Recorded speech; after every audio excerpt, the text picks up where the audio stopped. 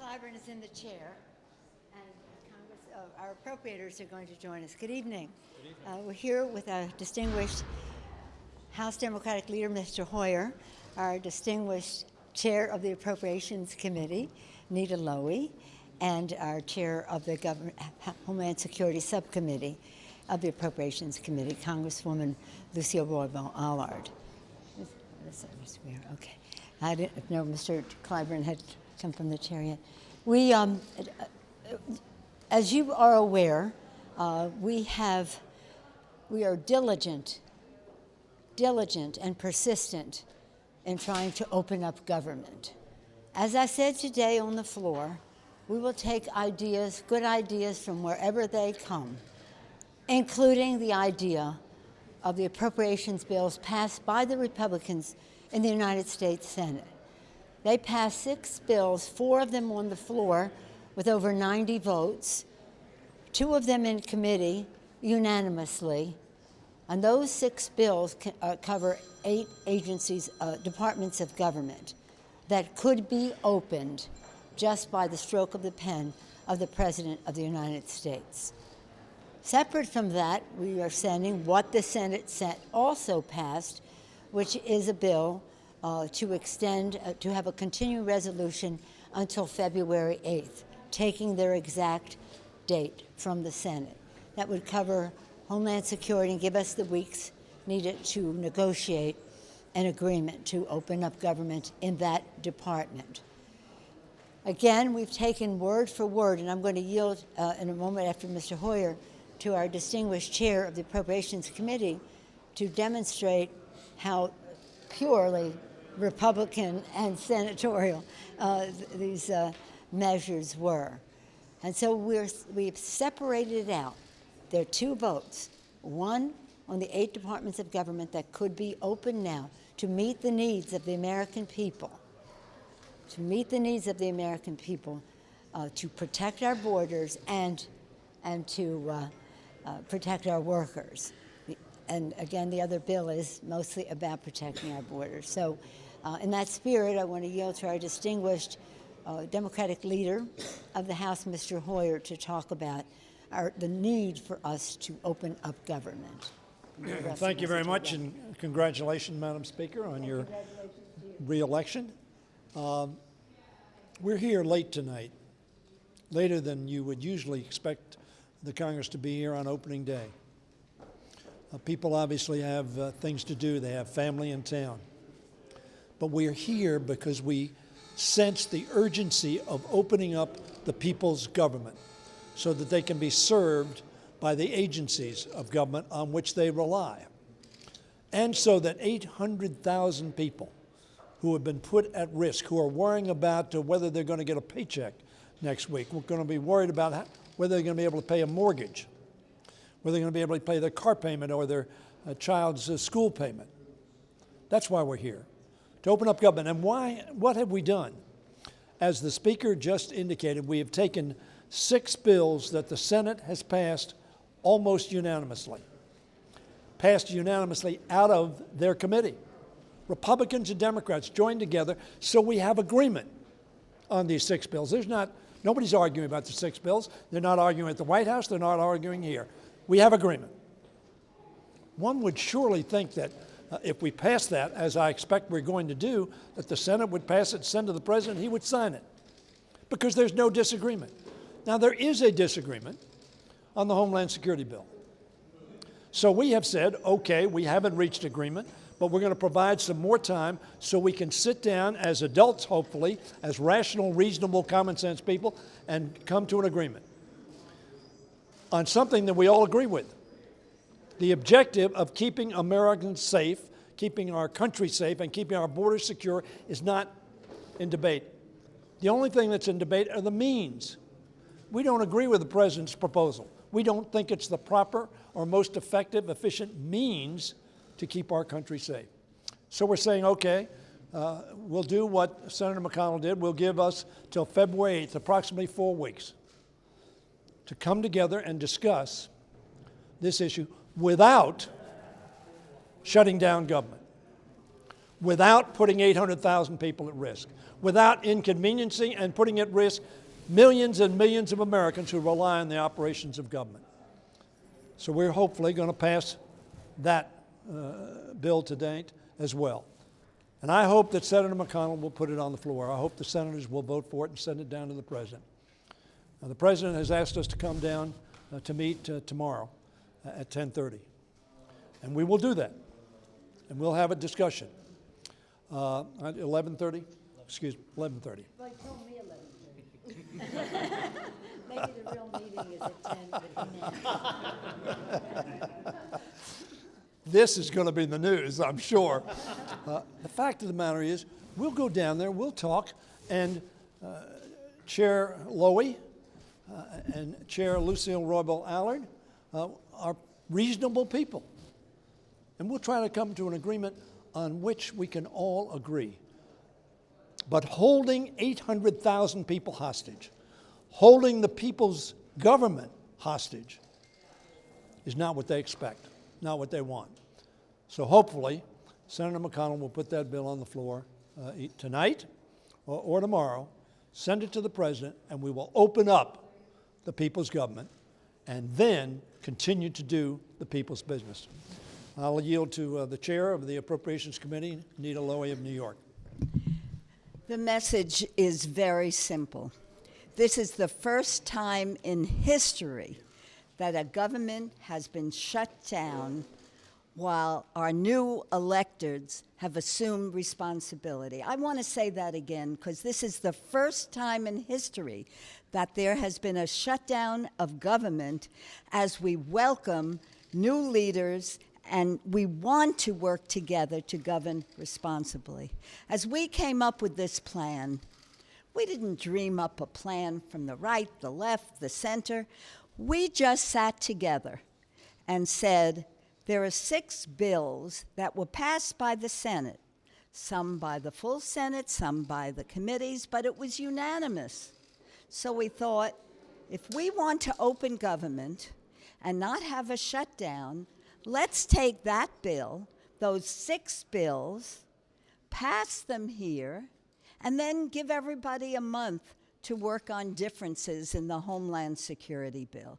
This isn't very complicated. We could all talk and give you details, but I want to emphasize again, we got together, we met with our leadership and said, how do we keep this government open to serve the people?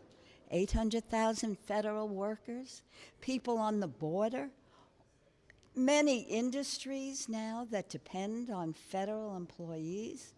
This is irrational. So today is an exciting day. We have elected a new great first woman speaker of the United States of America. Let's open the government and let's get to work because we have a plan that makes sense. And I'm hoping, upon reconsideration, it will make sense to the President of the United States unless he just wants to keep tweeting and wants the government closed.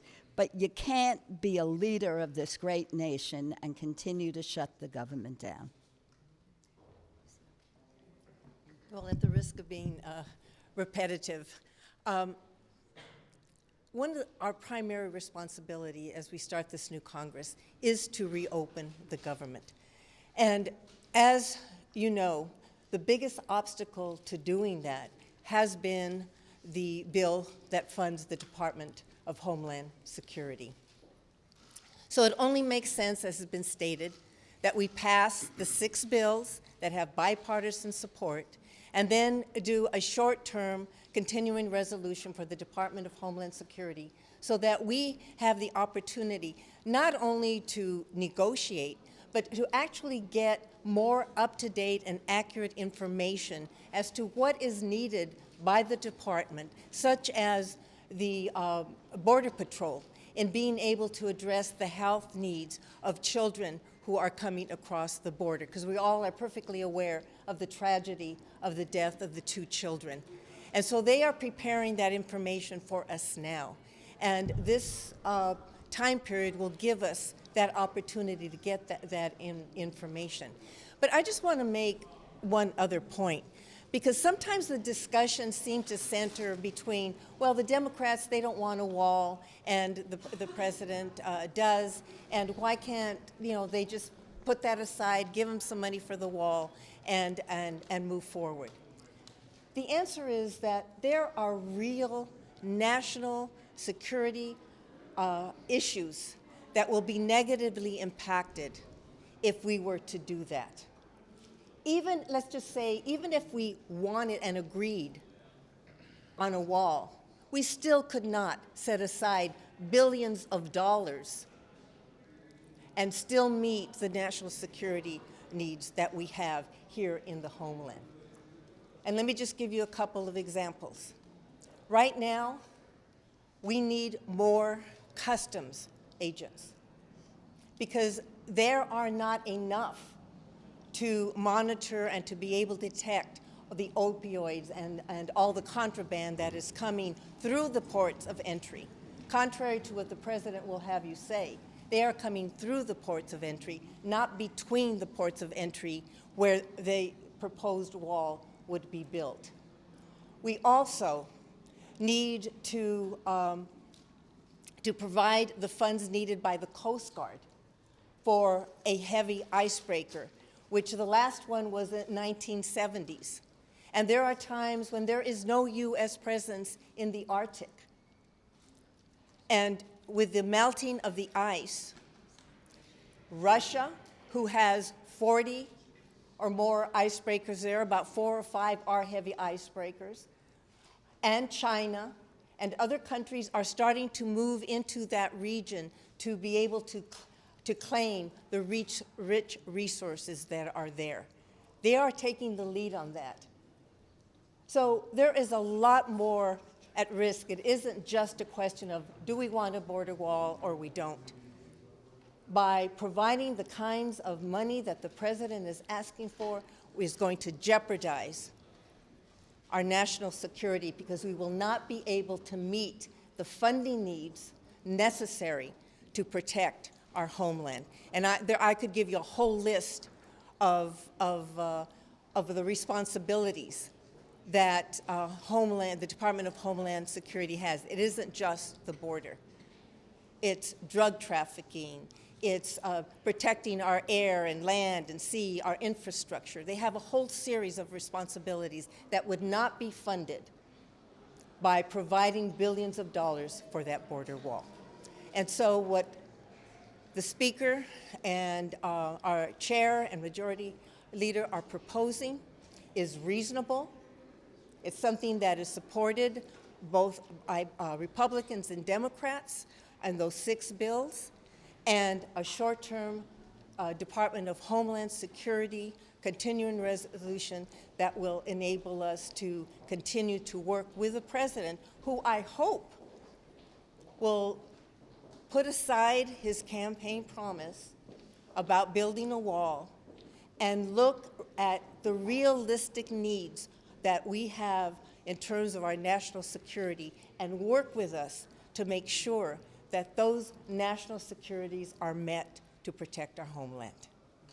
Thank you, Cecilia.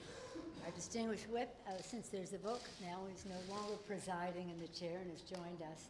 Mr. Whip. Thank you, Madam Speaker. I think that all of us are aware of exactly what the proposal is that the Democrats have made to the White House. And basically, the foundation upon which that is made is the fact that we ought to be able to carry on our debate over the wall, over security, while government continues to operate on behalf of the American people. It's a simple proposition. The 6+1 that has been proposed does that, and it allows for us to have legitimate debate on how to go forward with border security and whether or not to build a wall. I see very little morality in visiting misery among families, keeping uncertainty in our governmental structure while we carry out this debate. We can do both things and do it in a way that the American people, I think, will be pleased with us as their legislative representatives here in the Congress. So I would hope that after we pass this legislation that we're going to pass, that the Senate will act promptly and send it to the President, and hopefully we ought to do this within the next day or two so that the American people can begin to go on with their lives with some degree of certainty and stability. I appreciate that. I just want to add one thing. What we're asking the Republicans in the Senate to do is to take yes for an answer. We are sending them back exactly, word for word, what they have passed, whether it's to cover the 8 agencies of government, and exactly what they passed in a continuing resolution until February 8th. Why would they not do that? Is it because the president won't sign it? Did they not hear about the co-equal branch of government and that the Congress sends the president legislation and he can choose to sign or not? But to choose to keep government shut down by rejecting what the Republicans themselves have written, not us, that the Republicans themselves have written. So there's something very wrong with this picture. It can't possibly be that the president is saying, I will never sign what the Republicans in the Senate have written. There's something very negative about the role of government meeting the people's needs and doing so in a timely fashion, because when government is shut down, it's billions of dollars of cost to the economy, not just for public employees and meeting their needs. It's about the economy that is affected by it. Ask any cab driver, luncheonette, or whatever when they see their receipts turned down. So we're just saying to the Senate, we didn't alter any language. We just are sending you what you have passed. Take yes for an answer. Open up government. Give us a month for us to negotiate what this package could be to protect our borders, because border security is a priority that we all have. It's a responsibility that we have. We take an oath to protect and defend. So that you can't say if you're not for the wall, you're not for border security. That is a very false statement. So we're just saying it. Let's make it easy for you. Do what you have already done. Open up government. Let's have an adult conversation about how we protect our borders. And let's listen to people who know what they're talking about, like Congresswoman, Madam Chair Lucille Roybal-Allard, about what the opportunity cost is of spending $1 billion on a wall. Madam Speaker, at some point, do you have to give the president what he wants, if only because there are hundreds of thousands of federal workers who can't afford to go without a paycheck The any longer? president cannot hold public employees hostage because he wants to have a wall that is not effective in terms of its purpose, not cost effective in terms of what the opportunity cost it is of federal dollars to spend. And the president has said Mexico's going to pay for this. Come on, let's anchor ourselves into reality. Mexico is not going to pay for this wall, so no. Speaker Pelosi, thank you. What about, Mitch McConnell said just this afternoon, he said, let's not get off on the wrong foot with House Democrats. He's essentially portraying these two bills tonight as messaging bills. Do you view that as him trying to set up the House as a foil? So he can say, wait a minute, they're just off on... You're going to have to ask him. Is there any situation in which you would accept even $1 of wall funding for this president in order to reopen the government? $1? $1.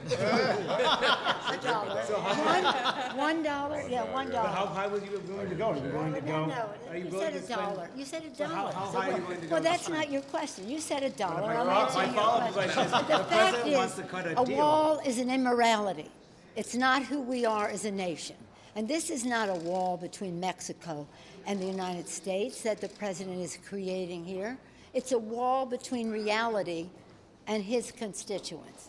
his supporters. He does not want them to know what he's doing to Medicare and Medicaid and Social Security in his budget proposal. He does not want them to know what he's doing to clean air and clean water and the rest in his Department of Interior and of EPA. He does not want them to know how he is hurting them, so he keeps the subject on the wall. He's a master of diversion.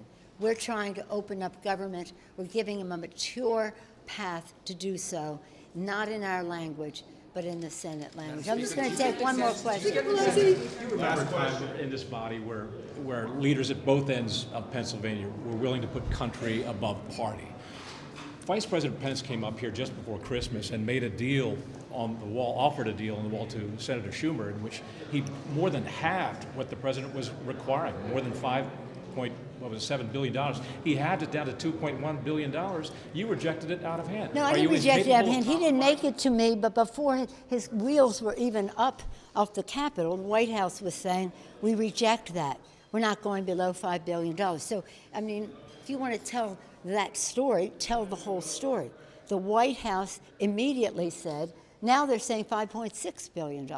So they weren't even on the level with the vice president's offer that he made.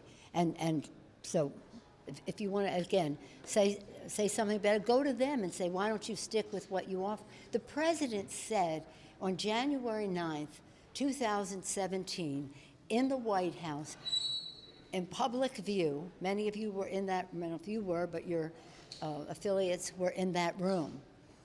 And he said to the senators, this is what I want, bring it to me in bipartisan way and I'll sign it. He said that publicly, and then he walked away from it. He had a meeting with Chuck Schumer and me on the subject of the Dreamers. He said he would do this or that, and then he walked away from it. So understand this, you can't have an agreement that people are going to walk away from, and that is what they did time and time again. Over each other. You're not negotiating in any way. We're not doing a wall. Does anybody have any doubt that we're not doing a wall? So that's it. Are you worried about backlash? Are you worried about backlash? No, it has nothing to do with politics. It has to do with the wall is an immorality between countries. It's an old way of thinking. It isn't cost effective. And the fact is, as Congresswoman Lucille Robo-Allard said, there are things we could be doing at the ports of entry. First of all, if you want infrastructure, we need more infrastructure at the ports of entry. If you want to detect drugs, as we all do, then there is a technology that can scan these cars coming through. We're spending about $40 million. We should be spending about $300 million to do that, and that's by the Border Control people's own numbers. So there's so many things that we can be doing to maintain who we are as a country. You don't live on the border, maybe some of you do. It's a community with a border going through it. And if they're saying that these drugs and this or that are largely coming through the ports of entry, beef up the ports of entry to do that. But there's no reason. The wall, in my view, is an immorality. It is, again, a waste of money, an opportunity cost to protect the American people. But it is a diversionary tactic on the part of the president. And now he wants to use the shutdown of government as taking these public employees, and not only them, but the people who are served by them, hostage to his wall. Thank you all very much. Thank you.